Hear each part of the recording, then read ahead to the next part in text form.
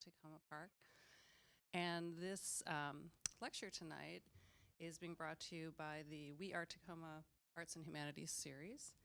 And it's being live streamed on the Takoma City TV Facebook page as well as on the YouTube channel. And before welcoming Susan onto the stage, I wanted to mention a couple of upcoming events. A week from tonight, there's a Docs in Progress documentary film called The Women of Maidan, concerning the 2013 demonstrations in Maidan Square in Kiev, Ukraine. And immediately following the screening, there'll be a Q&A with the filmmaker as well as the director of Docs in Progress, Erica Ginsberg. And the Thursday after that, so 2 weeks from tonight, on the 15th, from 7:30 till 9, is the third Thursday poetry. It's the last event of their season. And it's, again, at 7:30 till 9, and feel free to bring original poems and just show up. You don't need to sign up for it or anything. So tonight you're in for a treat with Dr. Susan Strasser. She's an award-winning historian and a distinguished lecturer for the Organization of American Historians. She's been praised by The New Yorker for retrieving what history discards. And her books include Never Done, A History of American Housework, Satisfaction Guaranteed, The Making of the American Mass Market, and Waste and Want, A Social History of Trash. Dr. Strasser is the Richards Professor Emerita of American History at the University of Delaware. So please join me in welcoming Dr. Susan Strasser.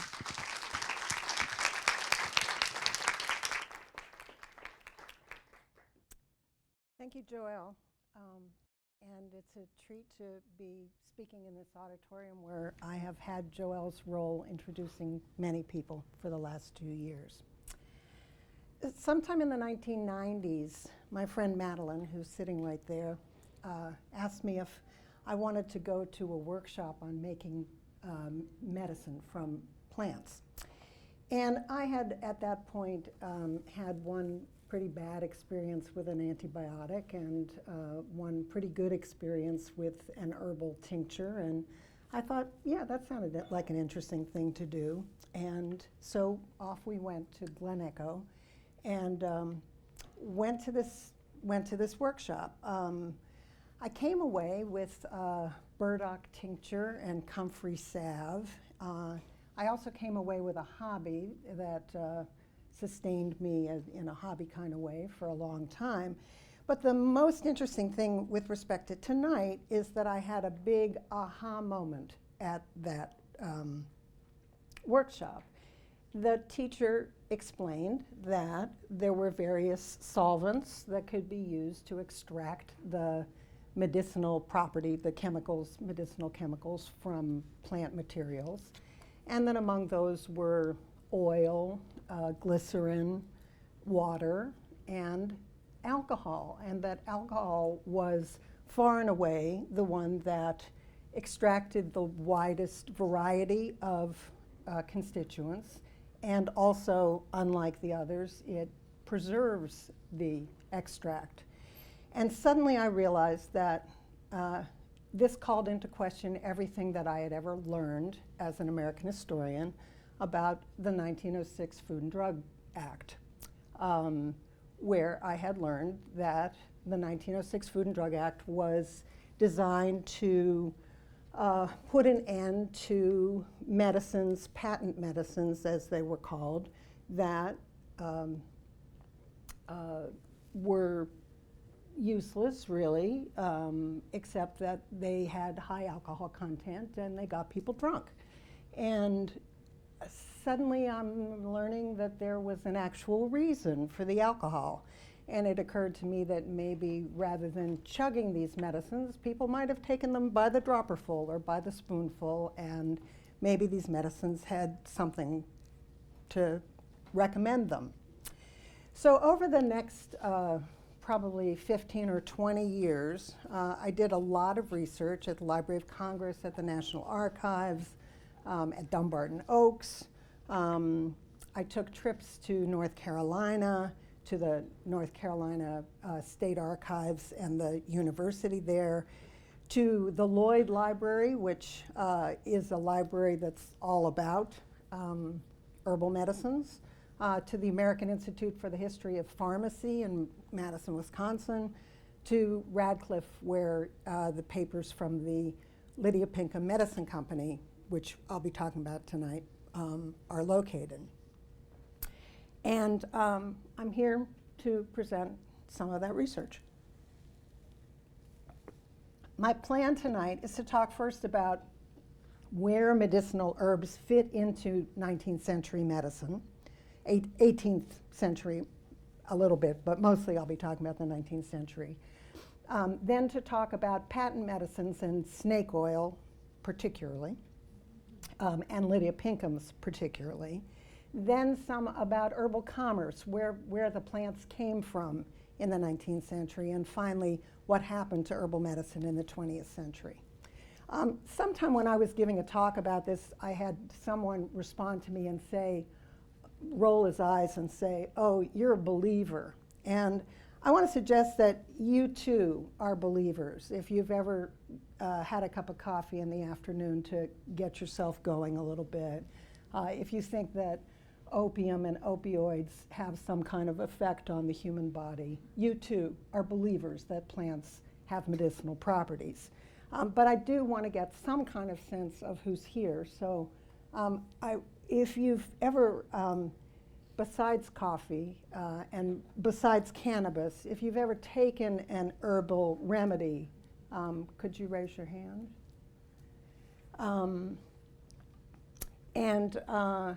Is there anybody here who has ever grown medicinal herbs? And people who have made medicine? Nice. Okay, thanks. So I want to make clear that I'm not talking about alternative medicine this evening.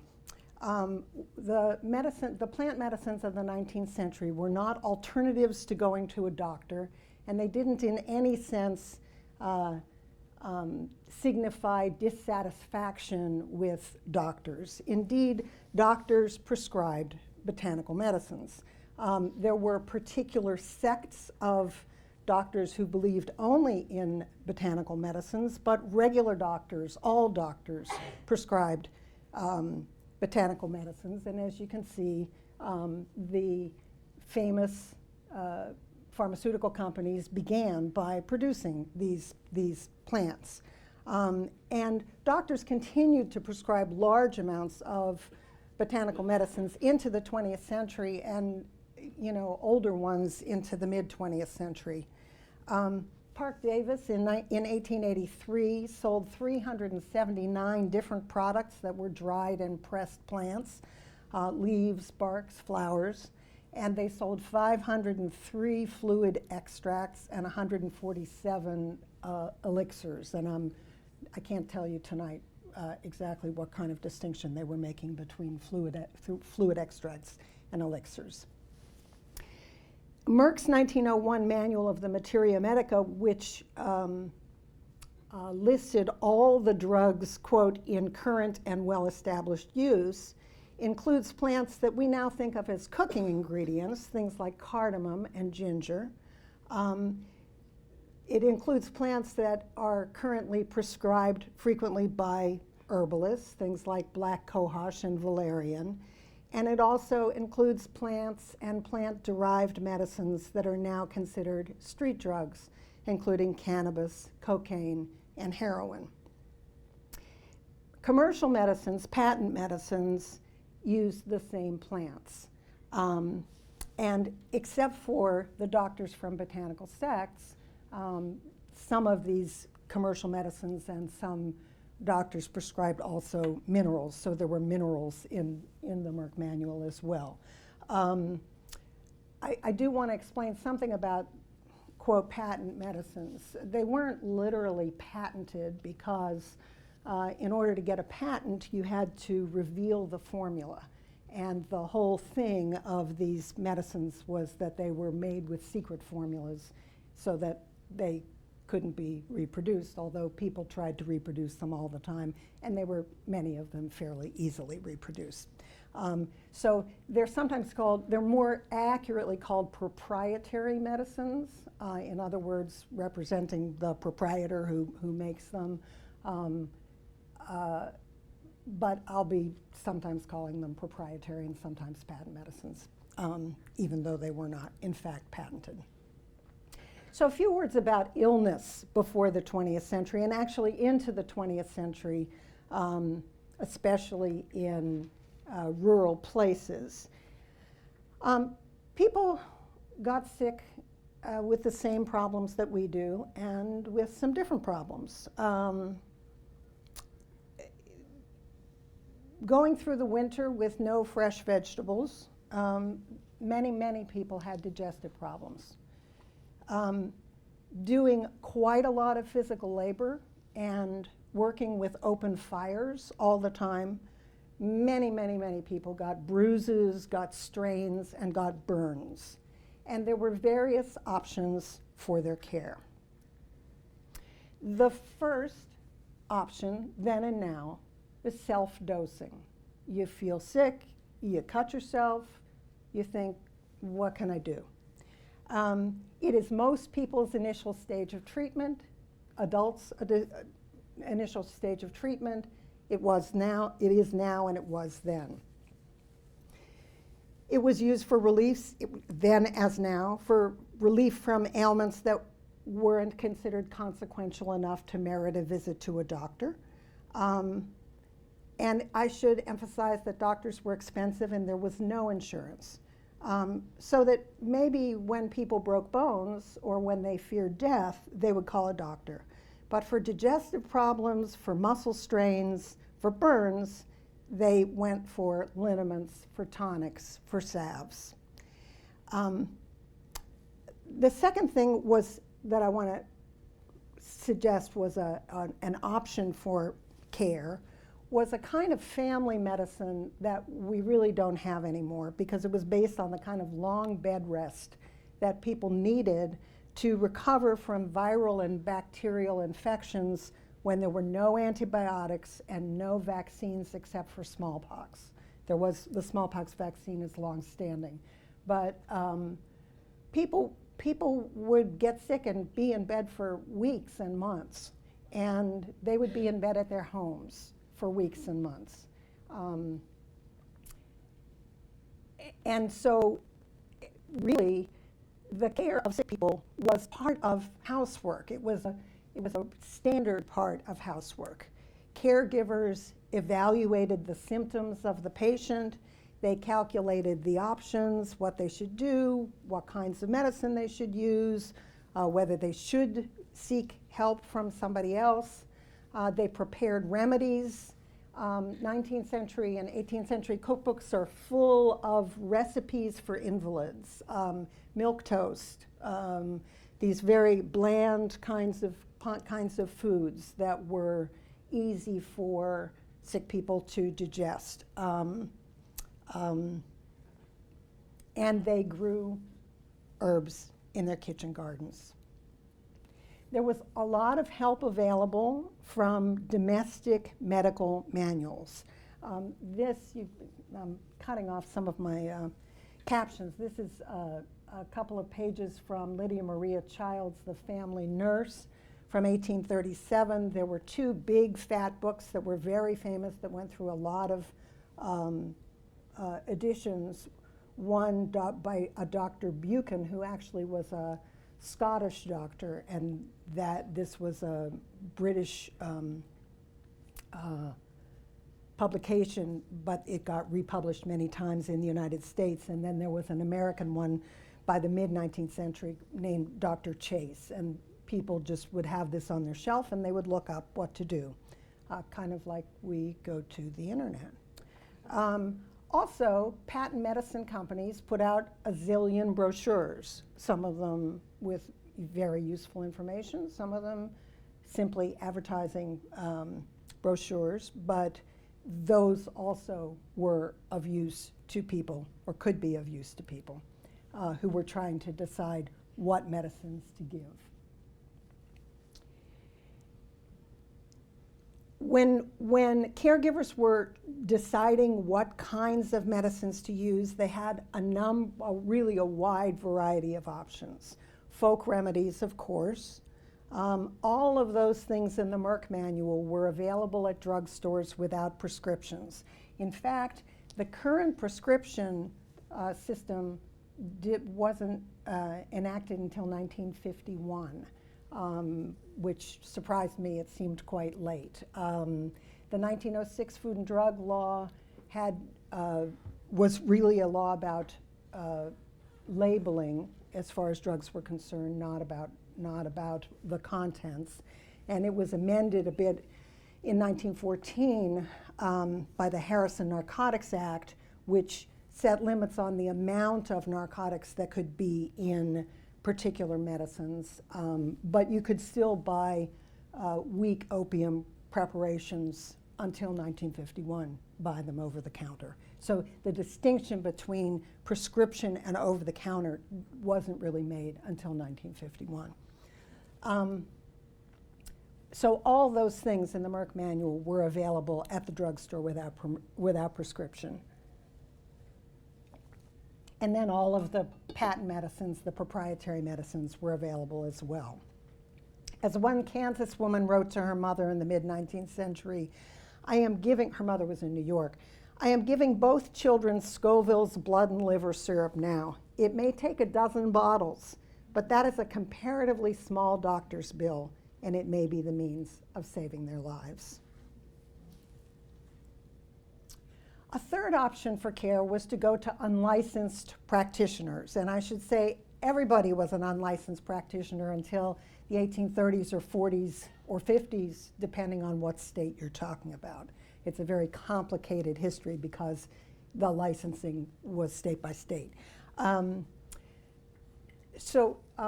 This is a page from the diary of Martha Ballard, who was the midwife who was made famous a few years ago by Laurel Thatcher Ulrich in a book called A Midwife's Tale.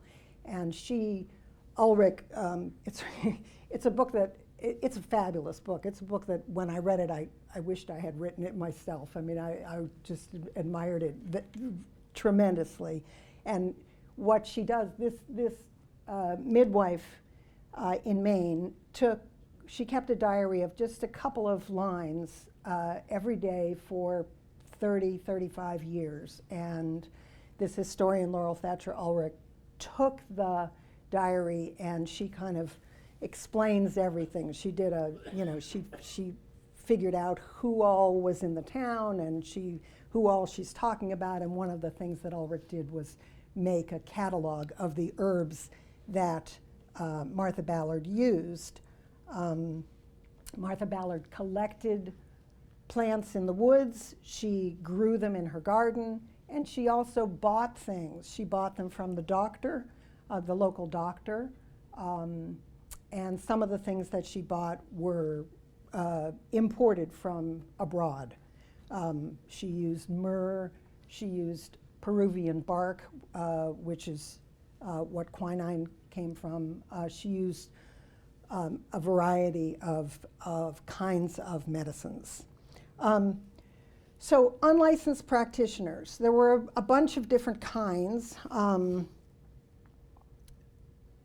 We can start with women, just women who specialized in this kind of housework in the same way that some women would specialize in laundry or in sewing.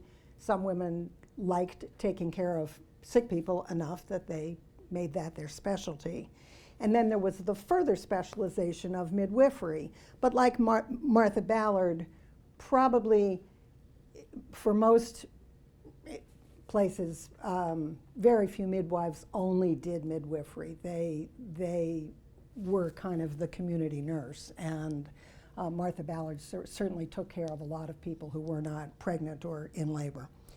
There were also, of course, men who were known as root doctors, and there were particularly important were Native American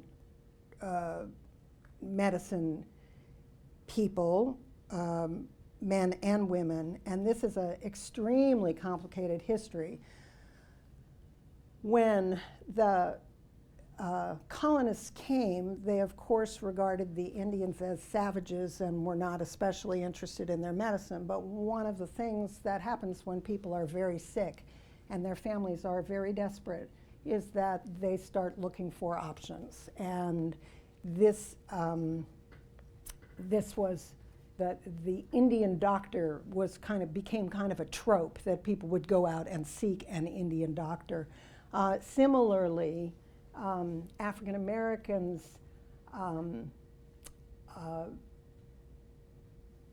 had medicine people who were in especially on a big plantation in the community, and for the most part, white people would not seek them out. But if the reputation was good enough and if the person was sick enough, you bet they went and sought them out. The fourth option for care were people who actually called themselves doctors. Again, this is a complicated history, but I want to emphasize that the so-called regular physicians of the 19th century charged very high fees. Those who actually had doctor's degrees well into the 19th century had gotten medical degrees in Edinburgh, which was the main medical school in the British Empire. They charged high fees, and their techniques for curing depended on bleeding and on the use of mercury. So in response to that, there were other sets of people who called themselves doctors, a group coalescing around a guy named Samuel Thompson who had a whole patented system for, unfortunately, we don't know too much about it because the records of the patent office burned, but he had a whole patented system for, he had a series of, take number 3 or number 4 or number 7, and he wrote books, and his position was that everybody should be their own doctor, although some people started setting themselves up as Thomsonian doctors. And ultimately, a guy named Worcester Beach broke from the Thomsonians and started a botanical group called the Eclectics. By the end of the 19th century, they had medical schools and journals and a lot of the apparatus of modern medicine. And a lot of their medicines were plant-based medicines, but they were alkaloids that were taken from plants. Whatever kind of doctor, it's really crucial from our perspective to remember that there were tons of things that no kind of doctor could cure. There were no antibiotics, there were no modern surgical techniques, and so doctors at a time with no insurance were usually a last resort. I should also emphasize that the United States throughout the 19th century was predominantly rural, and so you had to go far away to get to a doctor or try to get a doctor to come to you from far away. And of course, there were large groups of people, the enslaved, for example, who would rarely see anybody who even called themselves a doctor. The other thing I should emphasize is that the term doctor was something that anybody could set themselves up and call themselves a doctor. Druggists usually were called doctors. Those of you who have lived in Takoma Park for a long time may remember that we used to have a druggist whose name was Doc. But most druggists call themselves doctor. So I want to move to the question of snake oil, of patent medicine. The term snake oil is now used for any quack medicine, And indeed, it gets used for any dubious product at all. Doesn't even have to be medicine. The most famous producer of snake oil was this guy, Clark Stanley, he was a performer in a medicine show, and he would bring his snakes to the medicine show, and he would display the snakes, and he would give a lecture on the habits of snakes, and he would have the snakes crawl around on him, and then he would kill one in front of the audience and extract its oil and produce Clark Stanley's snake oil liniment in front of their very eyes, bottle it, and sell it at the show. Good for everything a liniment ought to be good for.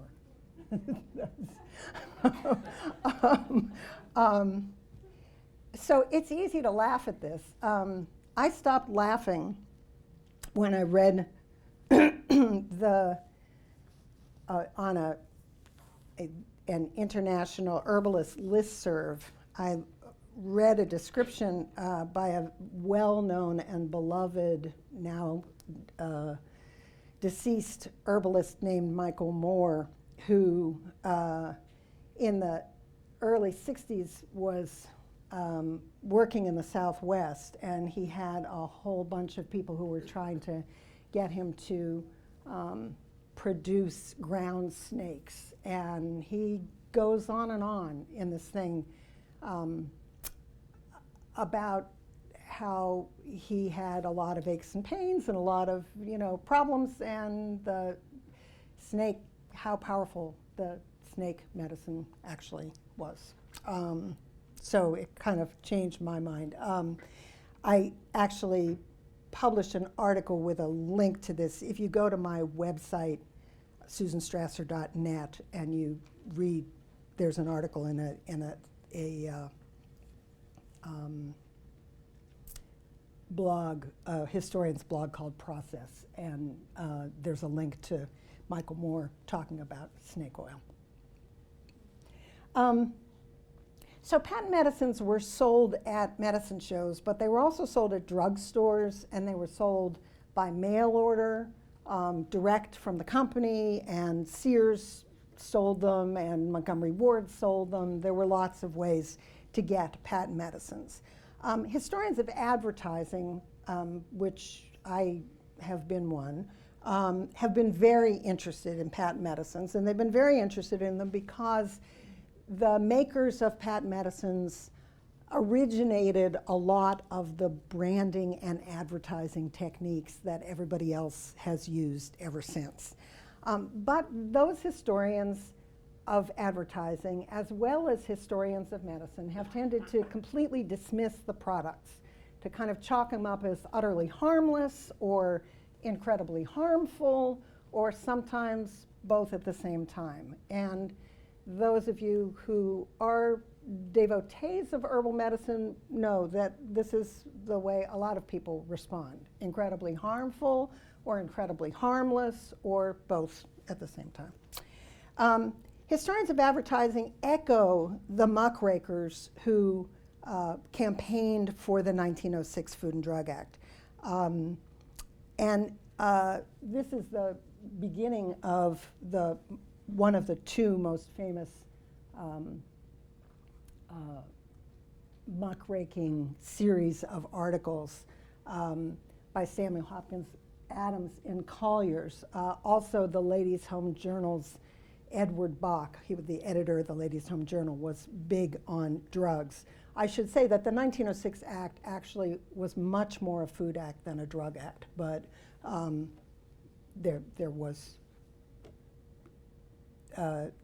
these muckrakers were as important in their time as the muckrakers who campaigned about food. They charged the makers of commercial medicines with using too much alcohol and just getting people drunk. They charged them with lacing their medicines with addictive drugs. And they were also super into the question of fraud in advertising. So, for example, the Lydia Pinkham Medicine Company, Lydia Pinkham was an actual herbalist, and she started this, her son started this company. I'll talk more about her in a little while. But for many years, people could write to Lydia Pinkham, and the ads would say you could write to Lydia Pinkham. And then it got to be, the company got bigger and bigger and bigger, and it got to be too hard for her to answer all the letters. So they set up this correspondence room, and there were lots of people answering the letters. And I've seen pictures of correspondence rooms from other patent medicine companies as well. The Pinkham Company was a little tricky about it. After Lydia Pinkham died, her daughter-in-law took over, and it would say, write to Mrs. Pinkham, no longer to Lydia Pinkham, but write to Mrs. Pinkham. And then, you know, Edward Bach in the Ladies' Home Journal was really into talking about the fraud of this, that Lydia Pinkham was dead and you couldn't really write to her, and that sort of, as far as he was concerned, made the whole thing into snake oil. Historians, in addition to the question of fraud and alcohol and addictive drugs, add that some of these medicines must have been placebos. Well, there may be some truth in that. There probably is some truth in that, but I think it's really important to emphasize that these medicines were not placebos as we now understand them. They were not inert. They were made with substances that affected the human body. So it may well be that they, to the extent that they cured people, it was partly because people believed in them, but it wasn't the placebo effect as we now understand it. More to the point, the historians and the muckrakers dismissed the purchasers of these medicines as ignorant, as superstitious, as desperate. I want to suggest that they weren't necessarily fooled any more than we're fooled by going and buying a bottle of NyQuil. Advertising might get us to buy the first bottle, but if it doesn't do what we want it to do, we're not likely to buy another one. And I don't see any reason to believe that these people were either. At the same time, the whole question of quacks and tricksters is one of the things that I find most intriguing about this topic. Medicine shows. I could give you a whole lecture about medicine shows. They're pretty cool. And many of them had this whole Indian theme. So remember when I said there was a complicated history about Indians, the extent to which Indians were used in this advertising, and real Indians would act in the shows just the same way real Indians found jobs with Buffalo Bill's Wild West. There were huge numbers of counterfeit drugs. And interestingly, the labels for them were printed by the same printers who printed counterfeit money. But just like counterfeit money, you can't have counterfeit if people don't believe in the thing. You have to believe in the genuine thing to be willing to go for the counterfeit, right? In addition, crude drugs were adulterated all the time, things that were hard to find or hard to pick, where there was constantly substitution with other drugs. So the whole question of, I've already suggested that the question of what's a real doctor was a slippery category, the question of what was a real Indian was a slippery category, and the question of what was real medicine was a slippery category. And to me, that brings us, it works well in that whole way that this has to do with the history of advertising, because the realm of advertising is precisely a place where, is it true or is it false? Well, advertising is kind of in some nether world that is neither true nor false. So I want to tell you some about Lydia Pinkham's vegetable compound. It was the biggest selling women's tonic of the 19th and early 20th centuries. And fortunately for historians, the papers of this company were deposited at the Schlesinger Library for the History of Women in America at Radcliffe College, now part of Harvard University. It was part of Harvard University then. And unfortunately, what is missing is all the millions of letters that were received in the correspondence room. When the company gave the papers to the archive, they decided that those were private letters and they shouldn't be given. So all that's there is the business records. The company started in 1873. Lydia Pinkham was a real herbalist. People came to see her. She had this vegetable compound that she put together, and the story that the family and the company always told was that there was a big depression in 1873, and the family was coming on hard times, and the sons said, well, let's sell mom's medicine. And Lydia seems to have, she produced the medicine for the first probably 15 years, and she answered the letters as long as she could. But as all the advertising and marketing, she left to her sons. And ultimately, the factory in Lynn couldn't produce enough for the demand that was all over the world. There were ultimately factories in Canada, Mexico, Spain, and France. There was lots of advertising, If you are at all familiar with 19th century periodicals, there's always a Lydia Pinkham's ad.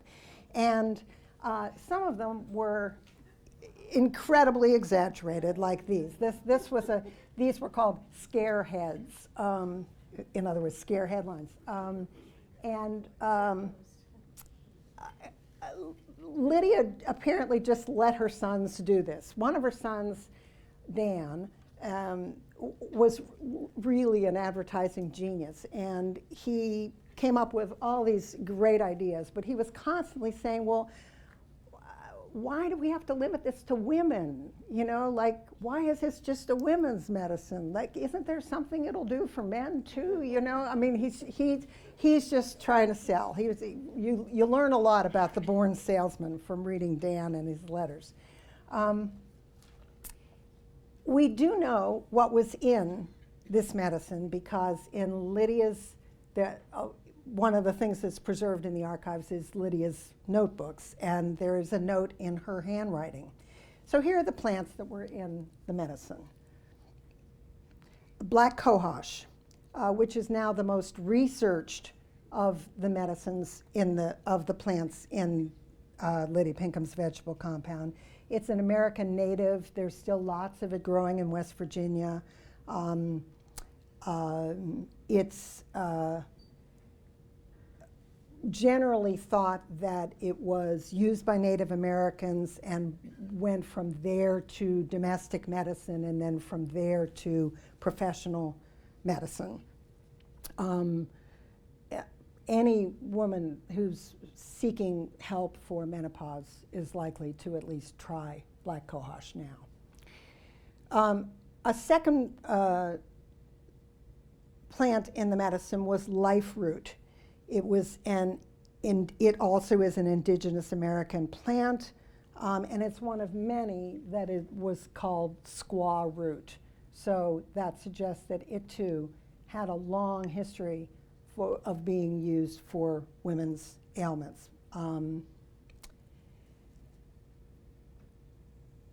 The third thing was called unicorn root. Now, actually, there's two different plants that are called unicorn root.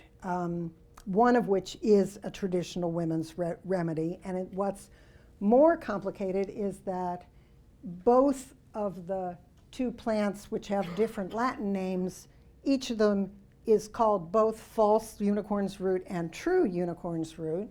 And they were confused in trade in the 19th century.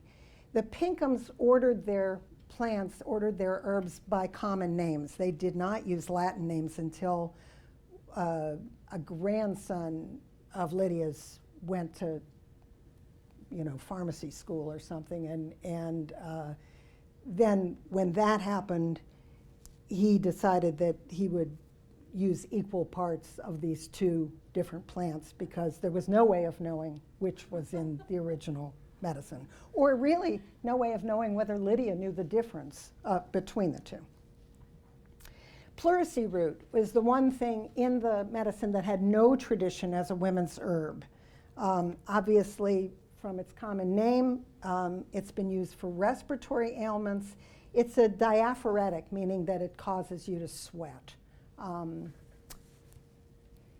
then the most interesting ingredient in Lydia Pinkham's vegetable compound was fenugreek seed. It was the largest ingredient by weight, and anybody who's ever used fenugreek it's used in cooking in some cultures. It's got a very distinctive flavor, and it must have flavored the medicine significantly. It is a long-time traditional medicine for women's issues in Greece, in India, in the Middle East. Ancient Egyptians used it to induce childbirth. In Ayurvedic medicine in India, it's used to stimulate lactation. The Chinese medicine uses it for menstrual pain and for cervical cancer. It doesn't appear in any mid-19th century books where Lydia would have been likely to find it, and so that's actually the most interesting to me, like where did she come up with this idea? But it's also notable how much it must have flavored the medicine. So with all of these traditional herbs, what I'm trying to suggest is that while Lydias Sons marketed or wanted to market this medicine not only to men, but said all this stuff about how it would cure prolapsed uterus and all kinds of terrible diseases, what most women have throughout their lives is menstrual problems and menopausal problems, and that's a huge market. And it's my belief that with these plants, that's the market that this medicine attracted. And so what that suggests is that these people who took this medicine were not necessarily drunks, and they were not necessarily dupes of advertising, but rather they were people who bought a first bottle and it helped their cramps or it helped their hot flashes. And then they bought another one and recommended it to their girlfriends. Where did all of these plants come from? Well, it's important to remember that medicinal plants are one of the crucial things of world trade. Wherever there is world trade, wherever there is trade in medicine. It's one of the things that people will go out of their way for. It's one of the things that people will pay high prices for. And so it's one of the things that has driven trade from the beginning of trade. During the 19th century, there was a concentration of trade in medicinal plants in a part of London called Ginseng Lane, which also was where you would go to get tea. This building was built in 1811 for the public sale of colonial produce. So this is a public building, and all of the sales of tea and exotic plants, materials from all over the world are going on in this building in London.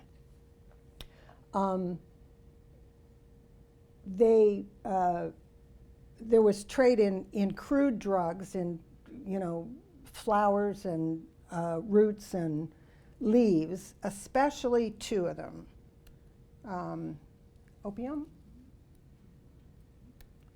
and cinchona, from which quinine was made, which was the drug of choice for malaria, I think into the 1960s, actually, certainly 50s. So in addition to these crude drugs, there were manufactured products. British patent medicines were on sale at American apothecaries from the very beginning of the colonies. And in cities in the United States, there was a network of wholesale pharmacies which imported drugs from London and from each other. I mean, I've seen a lot of commerce between them. It's very, both patent medicine makers and wholesale pharmacies, if they were short on golden seal, they would be looking everywhere for golden seal, and they would, buy it from each other and sell it to each other. Exploration is an important piece of understanding where the trade in medicinal plants came from. Again, medicines are something that people have gone exploring for a long time. And the end of the 18th century and the beginning of the 19th century was a time when botany was coming into its own. People were going around the world finding plants and classifying them and sending them back to big botanical gardens, and the United States was of particular interest because there were all of these new unexplored places, and there was a possibility that there might be new plants that could be used for medicine. I chose Meriwether Lewis as the person to represent this because his mother actually was a very well-known herbalist in Virginia, and so he grew up knowing about plants. And then when Jefferson chose him to go with Clark on the expedition, on the Lewis and Clark expedition, Jefferson sent Lewis to Philadelphia to study with William Bartram, who was probably the top botanist in the United States at the time, and so that he could learn how to classify plants, how to draw them, and the records of the Lewis and Clark expedition are full of, to some extent Clark, but especially Lewis's botanizing. And there are many plants, especially in the western United States, that are named after Meriwether Lewis because he discovered them. But Lewis was hardly alone. There were many other botanizers going around the United States, and they were looking for, they were partly just doing the job of botany, classifying plants in general, and they were partly looking for medicines. In the late 19th century, Parke Davis sent a guy named Henry Rusby to South America to prospect for wild coca. And Rusby actually became one of the most, he became a pharmacy professor at Columbia and one of the most famous pharmacists in the United States. But his whole early life was as a botanical drug prospector. And of course, we know that that kind of bioprospecting is going on now, especially in the Amazon. In addition to the world trade, there was domestic industry, and the Shakers, the religious communities known as the Shakers, are quite important for creating the domestic trade. Medicinal herbs were as important as furniture to the Shaker economy. And in fact, furniture production came decades after medicinal herbs and was a product of the Shakers in decline.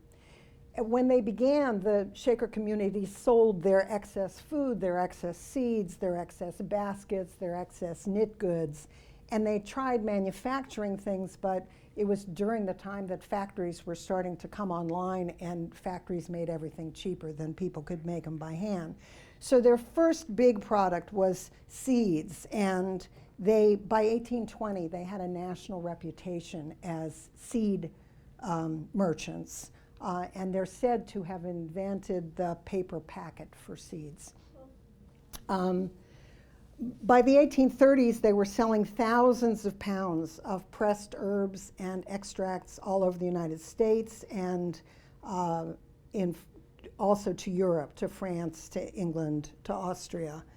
In the 1840s, they reorganized the business, and the men started to get involved in the production of extracts. Before that, it had been part of housework, part of kitchen gardening, and so it was a thing that the women were doing. But as the business got big, they came to think, the men decided to take it over and decided it was, quote, too laborious for the women.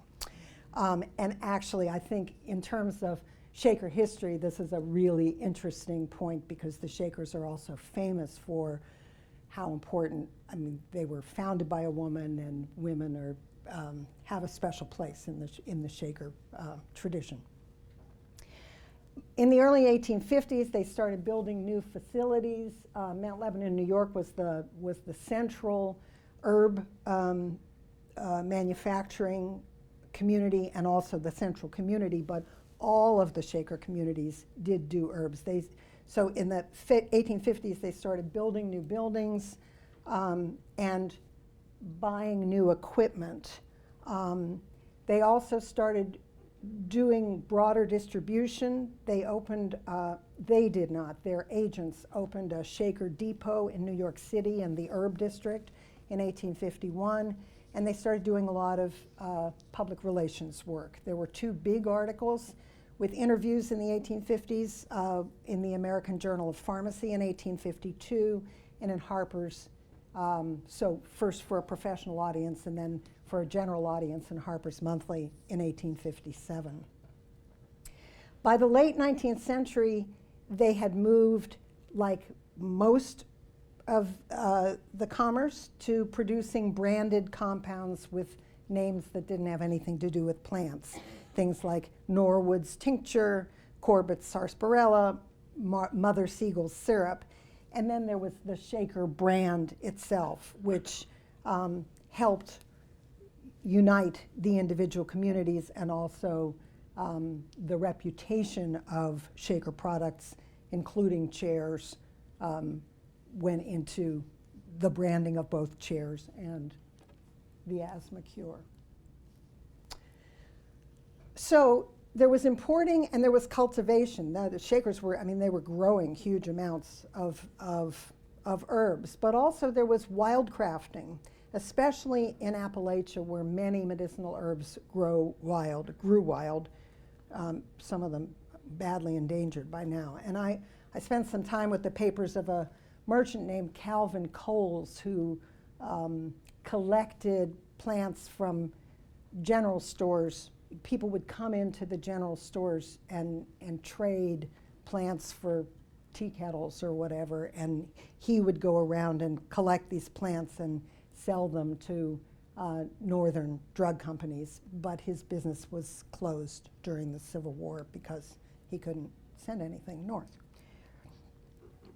The engine of trade for the Appalachian region was ginseng.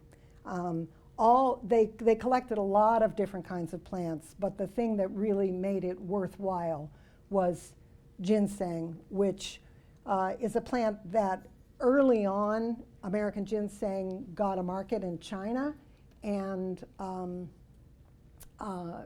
was very little used in the United States because it was so valuable if it was sent out for export. In Western North Carolina, in Statesville,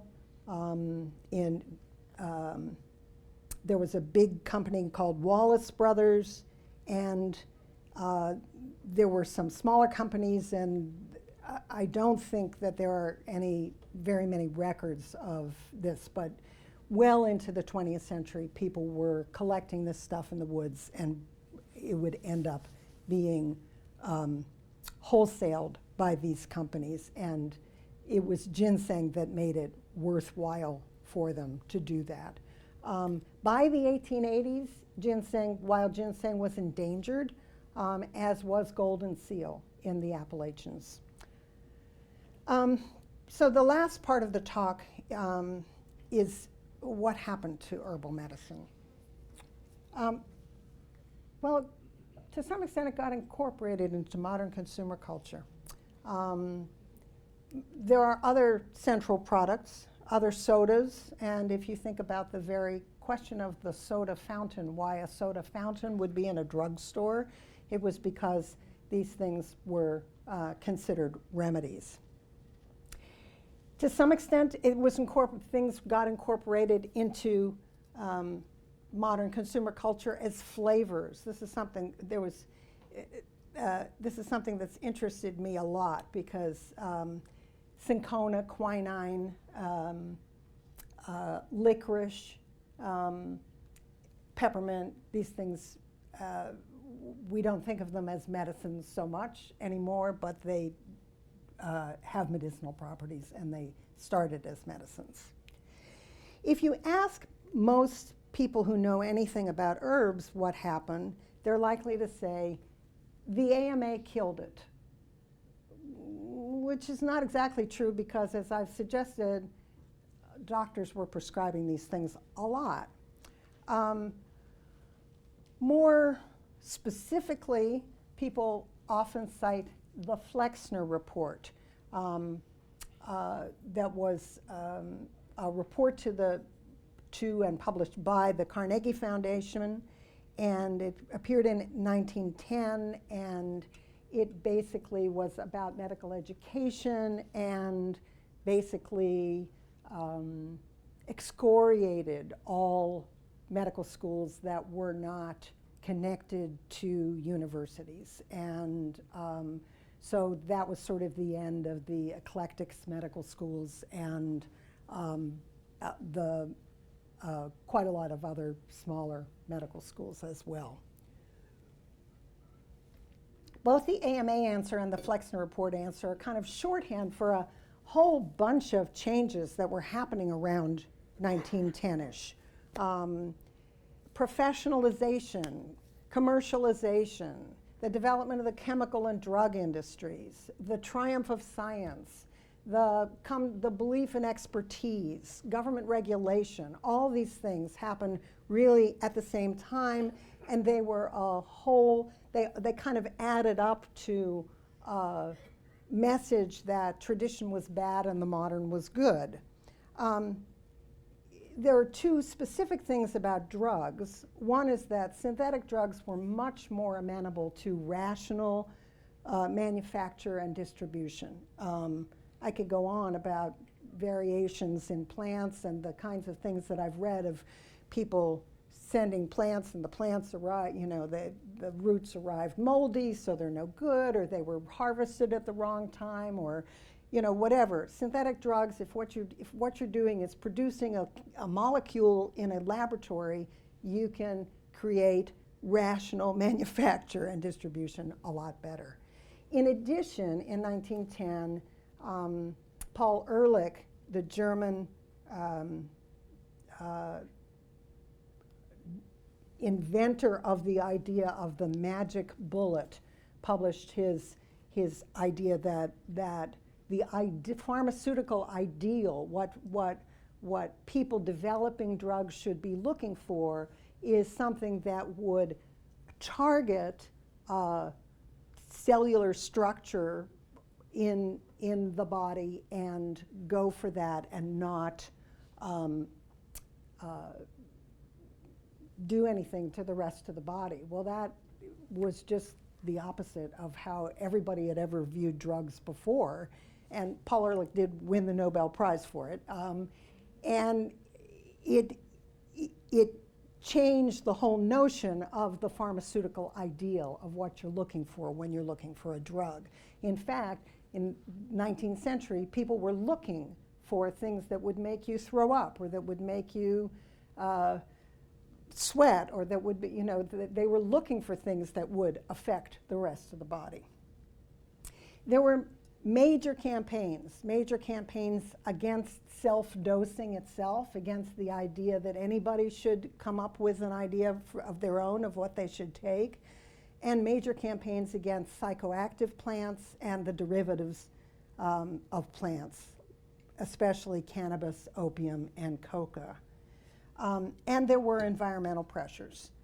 Ginseng, golden seal, echinacea, all were endangered by the beginning of the 20th century. By 1910, the United States Pharmacopoeia had, for the very first time, a minority of the many, many drugs that were listed in the Pharmacopoeia were botanical. It had always been a majority botanical. And then happened decades of decline. And I offer dandelion here because a lot of what happened to many of these plants was that they just became weeds. They just became considered weeds. The plants were prescribed by doctors, old doctors, well into the 1950s, but it was a dying modality. The lore survived among gardeners. This is what I went and found in Dumbarton Oaks, this lovely little book or magazine called The Herb Grower, which for about 15 years was talking about herbs at a time that even chefs hardly used parsley. And then in the late 1960s, herbs started what we now know as the modern Renaissance. Really hippie businesses and businesses like Traditional Medicinals, Herb Farm, and even Celestial Seasonings started as hippie businesses. And they had herb conferences. This one, I'm sorry, the thing got cut off. This one happened in 1984 in Oregon. And for people who are herb savvy, this picture has Rosemary Gladstar, Susan Weed, Cascade Anderson Geller, Michael Tierra, Christopher Hobbs, Ed Smith, Ryan Drum are all represented here. Over the next decades, herbs became understood as an alternative, and there were fads. There began to be fads as to what you should take for what. This is why I offer St. John's wort, the so-called herb for depression. And then, as in all other forms of intellectual life, things started happening on the internet, and there was really a new level of information transfer. And one of the most interesting things about what went on and goes on the internet is not only that people talk to each other and there's all kinds of exchange and listservs and various websites. This is a favorite of mine, but old texts, especially the medical books of the eclectic physicians, for example, are all available online. And so there's just this huge amount of material possible. I want to say a very little bit about cannabis because it's a very special case and clearly could also be a whole lecture. In the 1880s and 90s and early 20th century, it was sold by the pharmaceutical companies. Park Davis sold it pressed herb. It sold a liquid extraction. It sold pills, and one of my very favorite products ever of any kind is Park Davis sold chocolate-coated cannabis tablets. But you can see in their advertising and also in the literature that was written about it that it was clear that this was a plant that was extremely variable. And there were a lot of people saying nobody could really be selling it. You couldn't have any faith in the products because the plant itself was so variable. And some of it, Park Davis at one point, I saw an ad where they said they had gotten rid of 30,000 pounds of cannabis because it was worthless. so it was something that everybody was aware of. And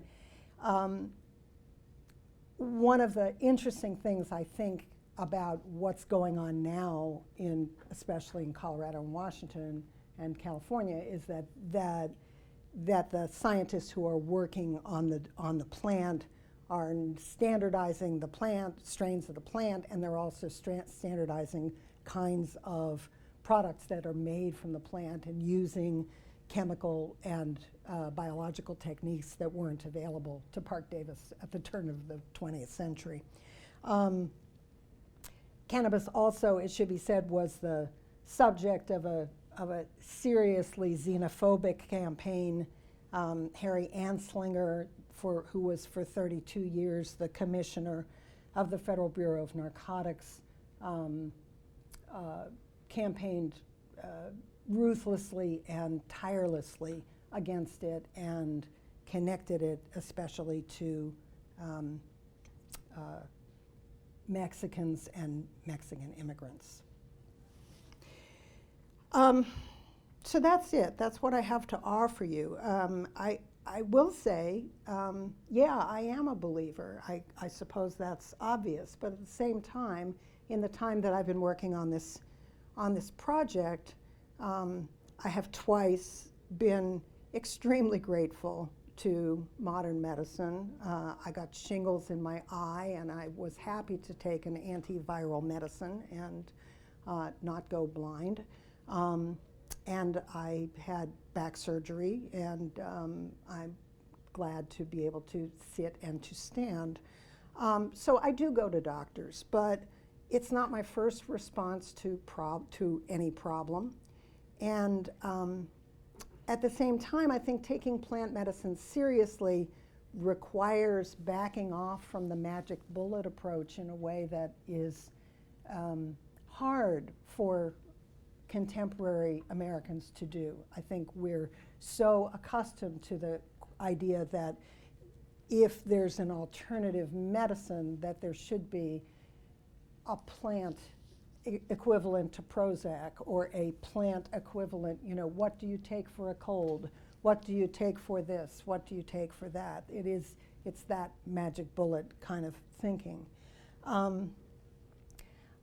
Mostly I would want to say that, like internet research and like other alternative practices, I think it's important as part of the resistance to a kind of long-term trend of patients being denied self-determination, being denied the possibility of making decisions for ourselves. And so that's sort of how I see it. Yes, I do go to doctors, and no, I don't immediately go to doctors when I think there's something wrong. I hope that the history has helped you to understand more about it, and I'm happy to answer questions.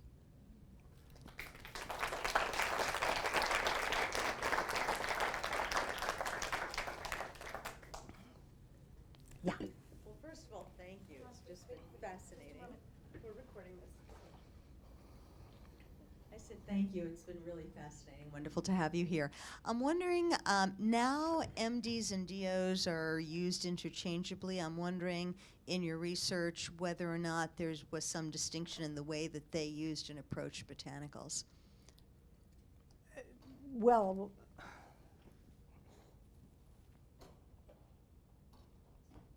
I mean, there were all different kinds of medical sects, and a lot of medical history has ended up being written as the history of the legitimization of the MD, basically, and the delegitimization of those other kinds of approaches. And as I said, there were botanical sects. There were some doctors who would not use minerals of any kind and would only use plant drugs. But all kinds of doctors used plant drugs. So I hope that's helpful.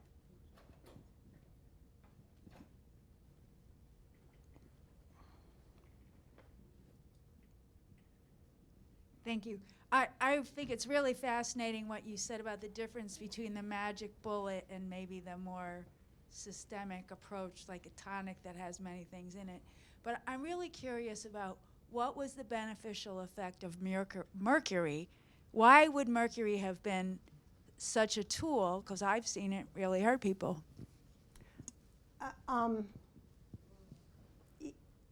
You know, I used to know the answer to that question, Diane, and now I'm blanking on it. Can, Mercury has a suppressant effect, so it can hide a disease. Oh. I believe that mercury has a suppressant effect, so it can kind of hide or mask a disease, but really it's just pushing it further into the body system. I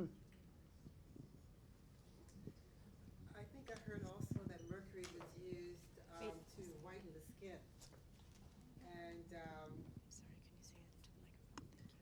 I understand that mercury one time was used to whiten the skin by the Southern Belles to keep their skins quite fair.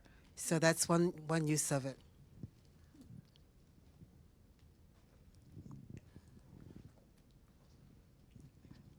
the similar question that I'm really fascinated with and that I haven't gotten a good answer is, what happens when you bleed somebody? And I've talked to doctors, you know, who are friends or friends of friends, and I've tried to interrogate them. Okay, what happens when you lose a lot of blood? Why would that be something that not just these doctors, but in cultures all over the world, people have bleeding is something that people do, and it either did actually make people better if they didn't lose too much blood. I mean, sometimes George Washington famously was bled to death by his doctors, but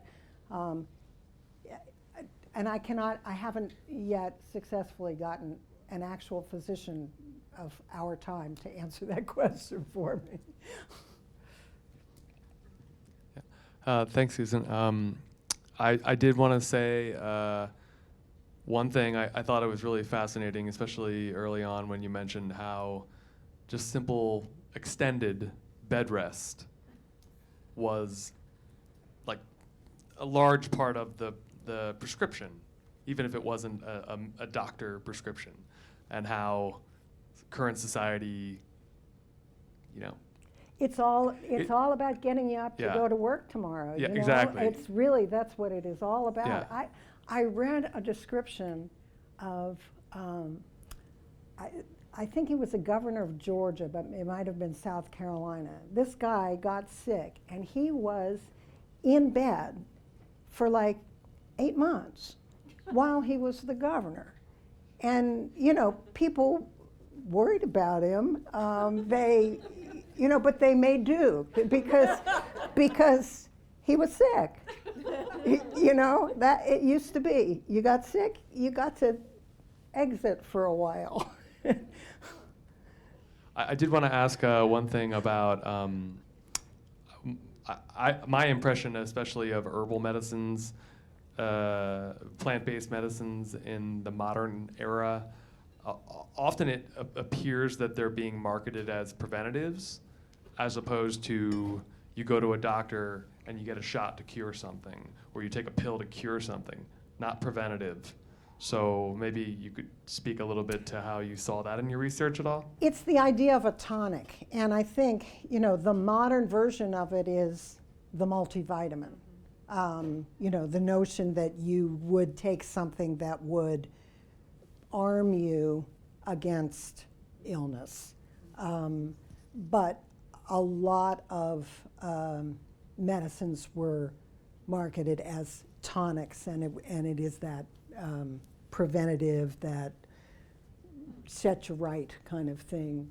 But you know, really, I think vitamins are basically the same kind of idea, only the modern version, chemical version. In 19th century, people were more likely to have vitamin deficiencies. So taking the equivalent of a multivitamin would make you feel good. Right. Okay. Yeah, so I was saying that 19th century people were much more likely to have vitamin deficiencies. And so taking the equivalent of a multivitamin would not only make you feel good, it would make you feel good fast. Right, right. There are probably a number of you who remember, maybe you have had a sassafras tea as a child. I remember having it. It was called children's tea or spring tonic. And it was supposed to, steal you for the rest of the year, clean you out for the rest of the year. So that's what's a preventive measure. Well, and as this gentleman was suggesting, at the end of a winter in which, you were really eating potatoes and turnips, then no fresh vegetables at all, a spring tonic was a welcome thing. Boiled dandelion. So what do you think the future of use of plants in medicine will be? Can you make any predictions? I do not predict. Okay. This is a part of being a professional historian is that we're really trained in graduate school not to talk about the future. We talk about the past. Thank you. I wonder if you know how widespread or effective or is the use by modern pharmaceutical science in starting with secretions of plants or animals to try to develop drugs that will have effects suggested by the qualities of those plants or animals. Could you say that again or differently? Well, I'll tell you what I'm thinking of. I'm familiar with the development of a disease for diabetes that changes the A treatment for a diabetes. treatment for diabetes, which changes the uptake of food from the stomach and changes the way that food is absorbed into the blood. And this was originally developed, a bicycle ride from here at the National Institutes of Health, and their method was to say, well, southwestern lizards can live for months on one meal. How can we help diabetics use a meal over the course of a day and a night instead of over the course of an hour? And so they caught one of every kind of southwestern lizard and saw what they could do with the saliva of each and developed some remarkable medicines. Now I'm wondering, is this sort of thing happening more widely? I would imagine that it is. I mean, certainly modern pharmaceutical companies are bending over backwards to develop new drugs, as we all know, and bioprospecting is rampant. I mean, it's a huge part of what they're doing is going around. I mean, it's not quite the same as the lizard example, but if the question is about plants, yeah, they're. Could you give us an example or two?